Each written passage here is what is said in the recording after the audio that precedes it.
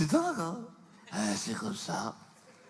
C'est le principe du génocide, mais sans conséquence. C'est-à-dire, tu as génocidé, mais... Allez, file. Parce que, non. Pourquoi? Non, mais je t'explique. Parce que tu as génocidé, certes, mais tu l'as fait de bonne foi. Comme pour le génocide des Indiens d'Amérique, putain. Oh là. Et là, on peut parler de programme d'extermination radicale sans trembler du menton. Ils sont plus 4, les mecs. Oh, les tuniques bleues, les salopes, ils ont nettoyé sous les tapis. Il en reste, les Indiens, là. Ah, t'as poncé? Bon, tranquille. À côté, ce qui s'est passé en Pologne, une thalassothérapie. Hein. Non, mais attends, quoi? Non, mais le commerce des Noirs, à côté, pareil. C'est pierre et vacances. Les Indiens d'Amérique. Il y a eu volonté de nuire. On peut quand même s'entendre là-dessus. On peut commencer à parler de méchanceté. Hein. Et vous avez vu, pas une seule ligne dans les manuels scolaires. Non, ouais, t'as vu?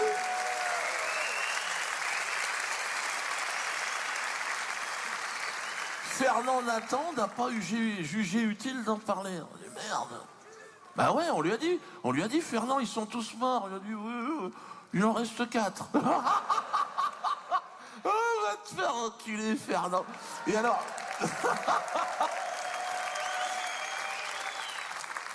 Et alors, ce qui est vraiment extraordinaire par rapport au massacre des Indiens d'Amérique, au génocide, c'est la gestion du devoir de mémoire.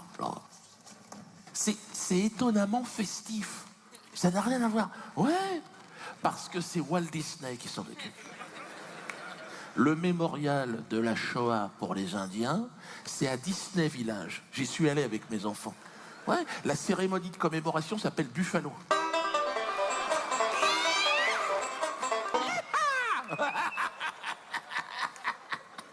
Ah, c'est bien foutu. Et puis c'est accessible, je trouve, chez Disney pour les enfants. C'est plus accessible qu'un film comme Nuit et brouillard. Non, franchement, les enfants n'ont pas aimé. Hein. On a regardé ça à la télé l'autre jour, c'est les 70 ans, donc on regardait ça. Les enfants, papa, changent de chaîne. Chut. Oui, mais j'arrête pas, de toute façon, regarde.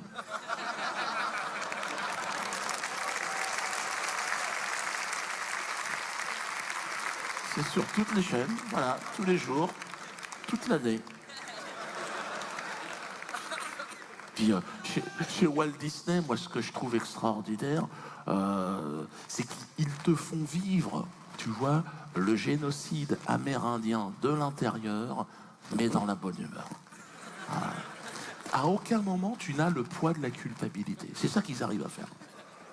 Moi, je me suis même surpris à vouloir participer au massacre à un moment. Ouais, mais t'es pris dans l'ambiance, hein, je veux dire. Je pense que j'aurais eu une Winchester, j'aurais tiré sur les Indiens, je pense. Hein. Déjà, j'ai toujours aimé la winch, tu sais, comme ça là.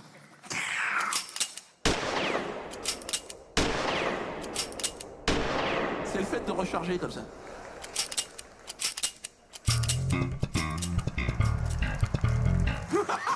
Calme-toi. Et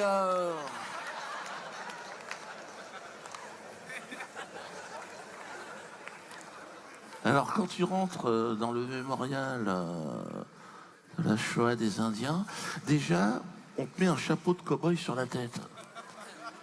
Ben voilà, c'est comme si on te mettait un brassard nazi, tu vois. Toi, t'es là, attendez, j'ai pas choisi mon camp. Laissez-moi étudier l'histoire.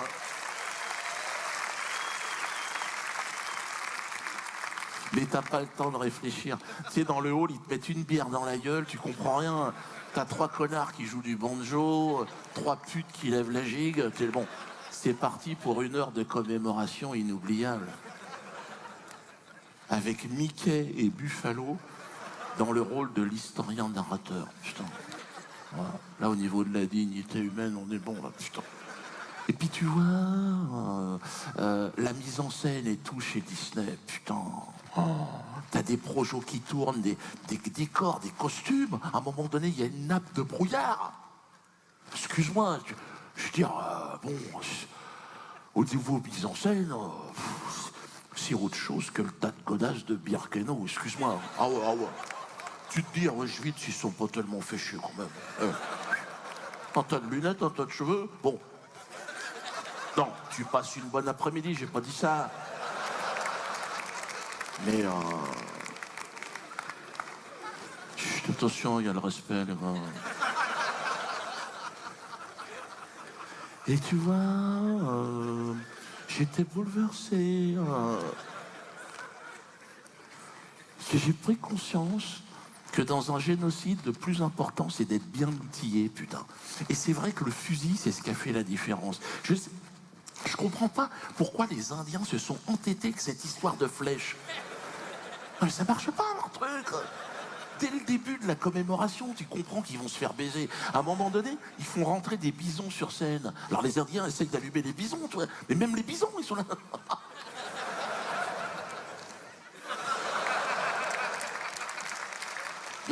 Quand t'as un bison d'une tonne qui te glisse une épaulée, je veux dire, tu te dis, bon les gars, on n'est pas pris au sérieux. On rentre au tipi, on fait un point, c'est pas possible. À un moment donné, il y a une attaque de diligence. Il y a Calamity Jane, une grand-mère ménopausée, l'autre elle arrive. Et elle toute seule, elle bute tous les Indiens. Moi, je suis chef indien. Je dis, les gars, il y a un problème. Si on se fait mettre une branlée par la femme de ménage, c'est peut-être aussi qu'on n'a pas géré la situation, je veux dire, mais le temps fort, que j'étais bouleversé, attention, il y a le respect, calme-toi. C'est quand Sitting Bull, le vieux chef indien, descend de la montagne.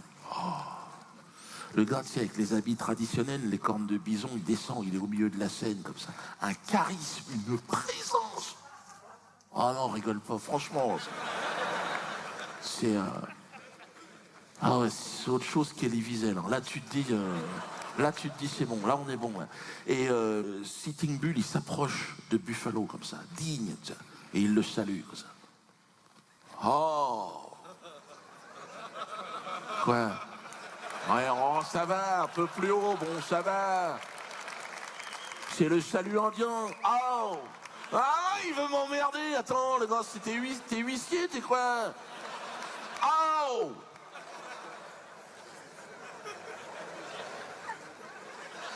C'est le salut indien, putain. Oh! D'ailleurs, c'est un haut. Oh! On va où, les gars? Tu sens qu'il en a gros sur la patate, quand même. Le vieux. Ah. Et alors, il s'adresse à Buffalo, comme ça. Il lui dit, écoute, Buffa. S'il l'appelle par son prénom, non, on ne sait pas. Ils doivent se connaître, ferme-la. Hein, il m'emmerde, l'autre. Et donc, il lui dit, écoute-moi bien, Buffa. J'ai perdu tout mon peuple en moins de 6 mois. À ce rythme-là, dans 2 jours, je suis tout seul. Donc, solution, tu te casses. Tu n'as rien à faire sur la terre indienne. Tu rentres en Europe. Il dit, ah ouais, Buffalo, il est comme ça, comment ça? Oui, avec ton pote Davy Croquette, là. Tu crois que je t'ai pas vu? Hein? Bon, vous butez encore 5-6 putois, tu te tricotes un bonnet et tu te sauves. Ah, tu dis, qu'est-ce qui va se passer? Et au moment où tu t'y attends le moins, il y a Dingo qui débarque. Le copain de Mickey. Moitié belette, moitié furet. On ne sait pas ce que c'est d'ailleurs, le truc, hein. Si, celui qui a un nez, on dirait une baguette de pain, tu sais, avec une olive plantée sur le dessus, et un chicot qui se balade en dessous. Donc, gueule de con, donc les enfants se marrent. Mais Sitting Bull ne rit pas, il a perdu tout son peuple. Donc là, comme il rit pas, il y a 2 castors géants qui se mettent autour de lui et qui jouent du banjo, comme ça.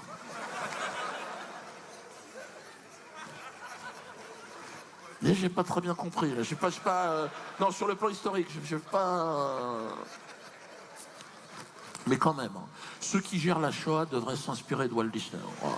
Au niveau de la dignité humaine, là, on est pas mal quand même, je trouve. Puis c'est assez précis. Il n'y a pas de. Non. Alors, bon, je reviens dans mes histoires d'esclavagisme.